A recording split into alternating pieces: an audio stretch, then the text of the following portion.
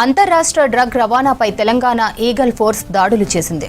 2 వేర్వేరు కేసుల్లో ₹152,00,000 విలువైన 304 కిలోల గంజాయి, 19 గ్రాముల MDMA డ్రగ్స్ సీజ్ చేశారు పోలీసులు.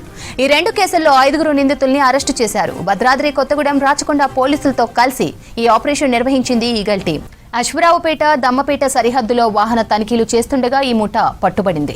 రాజమండ్రి నుంచి సత్తుపల్లి వెళ్తున్న మినీ లారీ, కారును చెక్ చేస్తుండగా ఆ వాహనాల్లో గంజాయి, డ్రగ్ లభ్యమైంది. నిందితులు వాడుతున్న వాహనాలకు నకిలీ నంబర్ ప్లేట్లుగా గుర్తించారు పోలీసులు. అంతర్రాష్ట్ర డ్రగ్ రవాణాపై తెలంగాణ ఈగల్ ఫోర్స్ దాడులు చేసింది. 2 వేర్వేరు కేసుల్లో ₹152,00,000 విలువైన 304 కిలోల గంజాయి, 19 గ్రాముల MDMA డ్రగ్ సీజ్ చేశారు పోలీసులు. ఈ 2 కేసుల్లో 5 నిందితులను అరెస్ట్ చేశారు.